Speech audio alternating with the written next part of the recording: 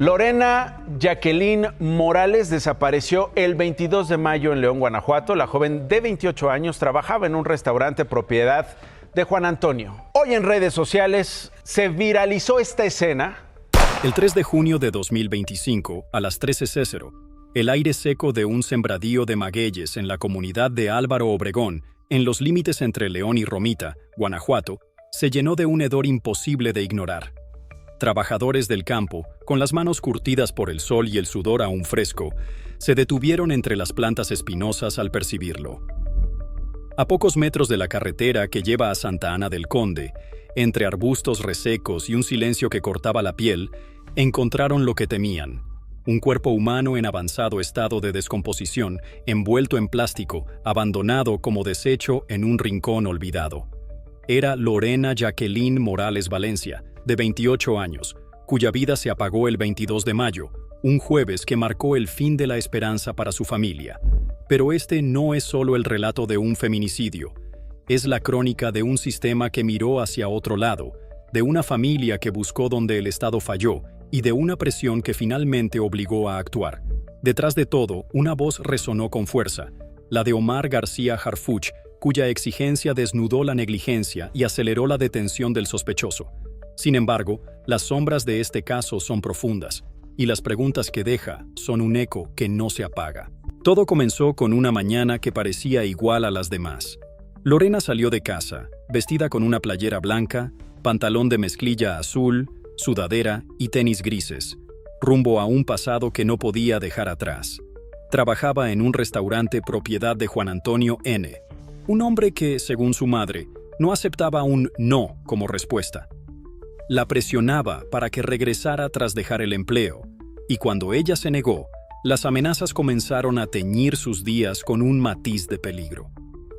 «Me siento observada, temo por mi seguridad», le confesó a su familia esa última vez, con una voz que temblaba bajo el peso del miedo. A las 9:00, las cámaras de seguridad de un edificio en Avenida Panorama, en la exclusiva colonia Valle del Campestre, captaron una escena que helaría la sangre. Juan Antonio descendía de un vehículo con un bulto envuelto en bolsas negras, subiendo las escaleras con un esfuerzo que delataba su carga. Horas después, a las 18:00, el mismo hombre bajaba una maleta gris, pesada, que guardó en la cajuela de un coche blanco. Ese día, Lorena desapareció, y con ella, la tranquilidad de una familia que pronto se convertiría en un ejército de búsqueda. La familia Morales Valencia no esperó. Denunciaron ante la Fiscalía General del Estado, FGE, de Guanajuato el 22 de mayo. Pero los días se deslizaron como arenas movedizas, sin respuesta. Ni el protocolo ALBA se activó con la urgencia que el caso demandaba, ni un cateo se ordenó, ni una detención se concretó. La investigación parecía un espejismo, salvo por los esfuerzos desesperados de sus seres queridos. Recorrieron hospitales, terrenos baldíos, ríos, imprimieron carteles, repartieron volantes, hablaron con la prensa, rogaron en redes sociales. Cada hora era un peso más sobre los hombros de una madre que no dormía, de una hermana que marcaba un celular apagado, de un padre que se desgarraba en silencio, de una ciudad que empezaba a comprender que este no era un caso aislado, sino un reflejo de una violencia que acecha en cada esquina. Fueron ellos, junto con vecinos, quienes compartieron los videos en redes, y la indignación se propagó como fuego en un campo seco. Millones vieron a Juan Antonio cargando lo que parecía un cuerpo. Millones se preguntaron por qué nadie actuaba, por qué las instituciones guardaban un silencio que olía a complicidad. La FGE mantuvo su mutismo. Solo cuando los videos se volvieron virales, el 3 de junio, 12 días después de la desaparición, Juan Antonio fue invitado a declarar. Su detención llegó tarde, acompañada de excusas vacías. Decía que las bolsas negras contenían utensilios de cocina, una mentira que chocaba con su comportamiento errático, sus amenazas a vecinos y el testimonio de la portera, quien le ofreció ayuda mientras subía el bulto. Los indicios eran claros. Cámaras que no mienten, testigos que susurran, pero el sistema parecía ciego, sordo, inmune. La presión social crecía como una marea incontenible. Colectivos feministas, periodistas, ciudadanos comunes exigían acción. ¿Dónde está Lorena? se convirtió en tendencia nacional. Una pregunta que era también un grito de acusación contra la fiscalía, contra el silencio cómplice, contra un Estado que fallaba una vez más, dejando a las familias como jueces improvisados de su propia justicia. Entonces, el 3 de junio, llegó el golpe final. A las 13:00, los trabajadores del campo encontraron el cuerpo entre los magueyes de Álvaro Obregón. El lugar, de difícil acceso, apartado, cubierto de vegetación seca y sin señal telefónica, parecía elegido para ocultar un secreto que alguien quería enterrar. Los campesinos caminaron hasta el pueblo más cercano para dar aviso, y pronto patrullas municipales y agentes de la FGE llegaron al sitio. Nadie hablaba, pero algunos ya sabían a qué caso podía vincularse ese hallazgo. La noticia se filtró. Vecinos compartieron fotos del operativo en redes y mensajes con la palabra Lorena, escrita en mayúsculas, y rabia, comenzaron a circular como un lamento colectivo. La familia fue notificada en privado esa tarde, no por canales oficiales, sino por las lágrimas de una madre que reconoció señas particulares, un lunar en el cuello, una cicatriz en la mano, y por el nudo en la garganta de un padre que supo que su lucha había terminado en tragedia. Los exámenes de ADN confirmaron lo inevitable. Era ella, abandonada en un terreno rural, despojada de toda dignidad, un cuerpo que la tierra había reclamado demasiado tarde. La escena era desgarradora. No había ropa intacta. El cuerpo, en avanzado deterioro, sugería que había sido depositado allí días después de su desaparición. Quizás el mismo 22 de mayo, cuando las cámaras captaron a Juan Antonio. Fuentes cercanas a la investigación hablaron de un ocultamiento deliberado, una intención clara de borrar huellas, de convertir a Lorena en un recuerdo difuso entre los espinos. La comunidad de Álvaro Obregón quedó marcada. En menos de 24 horas, el campo de magueyes se transformó en un altar improvisado. Mujeres de la zona colocaron flores blancas, encendieron velas, escribieron su nombre en cartulinas. «Aquí no se olvida», decía una de ellas, mientras el viento llevaba las palabras como un susurro de resistencia. Mientras la familia lloraba, la indignación crecía como un río desbordado. ¿Por qué tardaron 12 días en encontrarla? ¿Qué hizo la fiscalía con los videos que gritaban la verdad? ¿Cómo un hombre grabado con un bulto sospechoso no fue detenido desde el primer día? La frase, «la encontramos entre magueyes, pero el abandono lo sembraron las instituciones», resonó en miles de publicaciones, un eco que se clavaba en la conciencia colectiva. A las 15:25 del 3 de junio, la presión alcanzó su punto crítico. Juan Antonio fue detenido en su departamento, pero la acción no vino solo de la indignación ciudadana. Omar García Harfuch, figura clave en la seguridad nacional, había alzado la voz con una furia que no admitía evasivas. Desde su cuenta oficial publicó un mensaje que cortó como cuchillo. El video es claro, muestra a un hombre cargando un cuerpo. No hay interpretación posible. No podemos permitir que esto quede impune. Lorena no fue una estadística más, fue víctima de una cadena de omisiones. Su declaración, replicada por medios nacionales, no se quedó en palabras. Exigió a la FGE de Guanajuato una investigación transparente y propuso revisar el proceso desde la denuncia inicial, un llamado que resonó como un mandato. Minutos después, la Fiscalía emitió un comunicado escueto, admitiendo fallas, retraso en el protocolo ALBA, demora en el cateo, negligencia con los videos virales. Organizaciones de derechos humanos lo calificaron como un emblema de negligencia institucional, una prueba más de un sistema que protege a los culpables y abandona a las víctimas. La presión de García Harfuch fue el catalizador. Su intervención obligó a la FGE a mover ficha, a detener a Juan Antonio cuando la viralización de los videos ya no dejaba margen para la indiferencia. Pero el daño estaba hecho. Lorena estaba muerta, y el Estado había llegado tarde, dejando a una familia rota y a una sociedad que se preguntaba cuánto más podría soportar.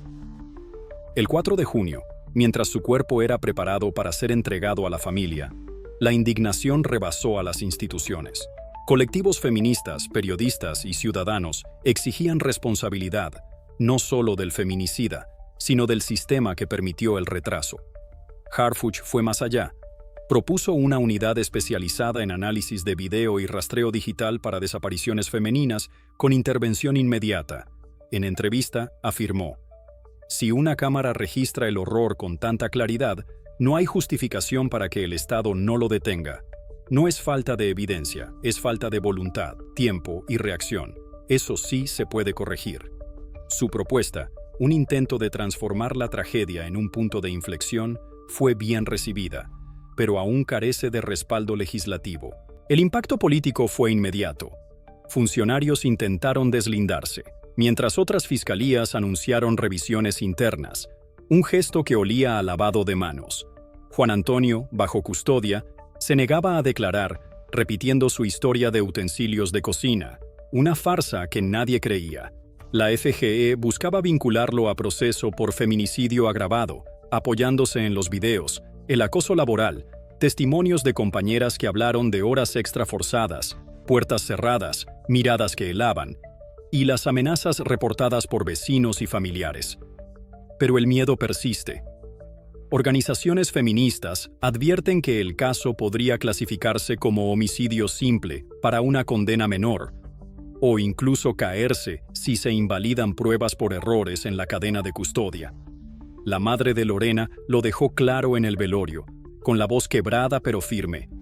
No quiero flores del gobierno, no quiero abrazos, quiero justicia, que Juan Antonio sea vinculado por feminicidio, que se investigue si alguien lo ayudó, que este país deje de permitir que maten a nuestras hijas y que no pase nada. Sus palabras calaron hondo, un lamento que se convirtió en bandera. Colectivos organizaron una marcha nacional en su nombre, exigiendo que se tipifique como feminicidio agravado, que se investigue al círculo cercano del acusado por encubrimiento.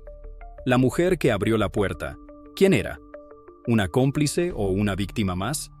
Y que se revise la actuación de los agentes que ignoraron los videos. La propuesta de Harfuch de una unidad nacional de respuesta rápida, con tecnología de rastreo y protocolos unificados, fue bien recibida, pero la burocracia avanza más lento que la indignación.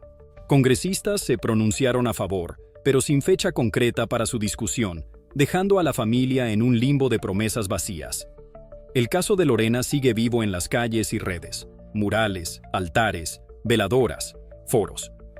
Pero también persiste el temor de que los reflectores se apaguen y las autoridades regresen a su ritmo habitual, un ritmo que ha enterrado demasiadas historias. Una activista del colectivo, Por Ellas León, lo resumió frente al edificio de Juan Antonio, con la voz temblando de rabia. Si después de todo lo que vimos, del cuerpo en los magueyes, del video, del abandono institucional, no hay justicia, ¿qué nos queda? México se aferra a un solo clamor: que el nombre de Lorena Jacqueline no sea uno más en una lista interminable, que sea el último grito que obligue al Estado a actuar, no solo a reaccionar, a cambiar. Porque detrás de cada silencio, detrás de cada omisión, hay una vida que ya no volverá, y un país que sigue preguntándose cuánto más podrá soportar. La madre de Lorena, con los ojos hinchados por el llanto, susurró en una entrevista: ella solo quería trabajar, vivir en paz.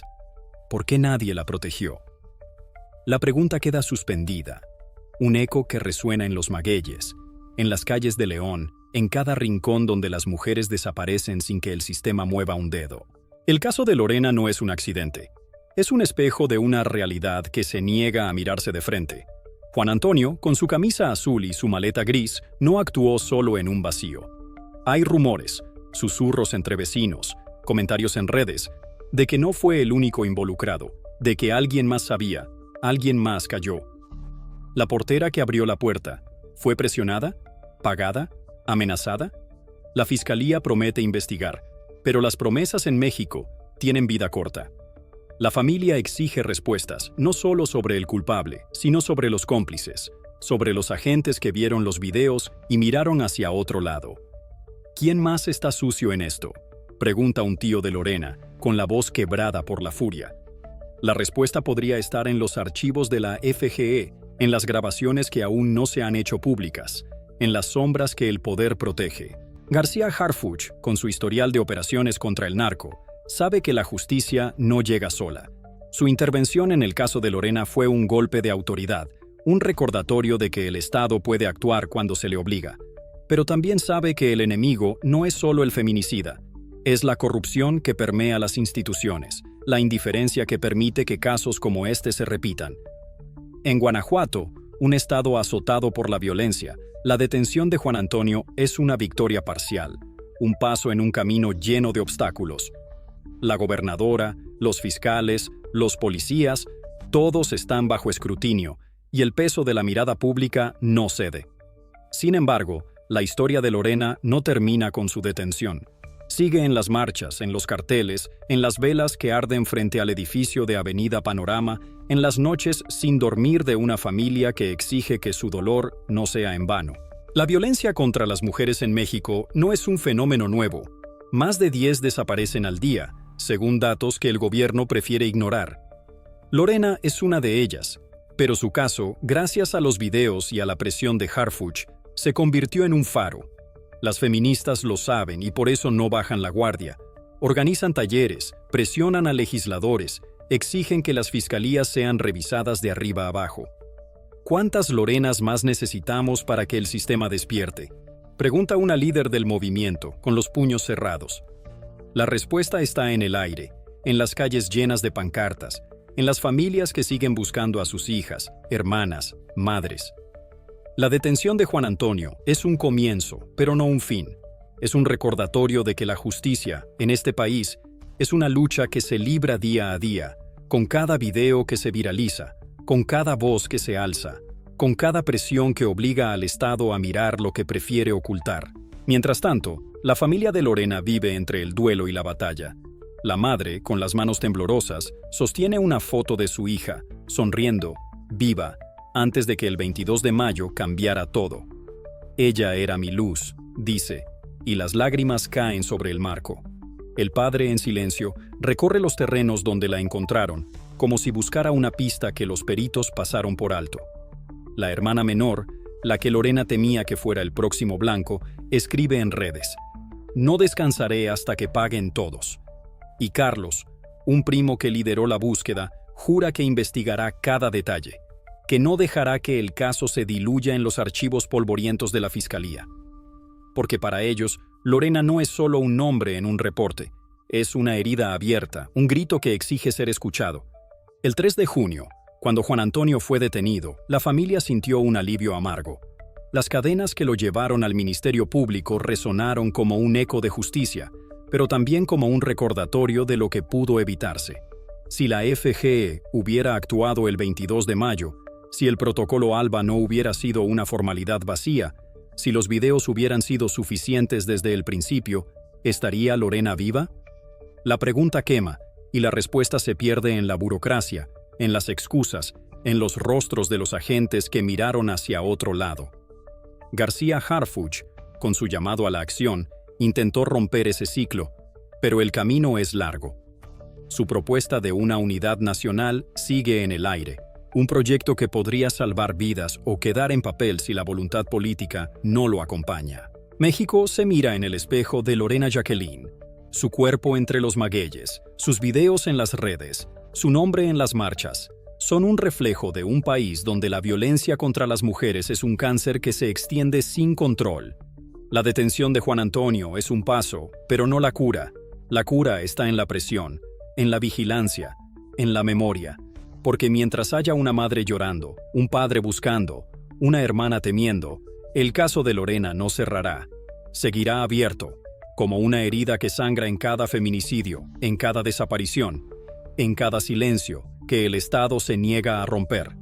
Y en ese grito colectivo, en esa lucha incansable, está la esperanza de que algún día, en este país, una mujer como Lorena pueda caminar sin miedo, trabajar sin amenaza, vivir sin ser un número más en una lista interminable.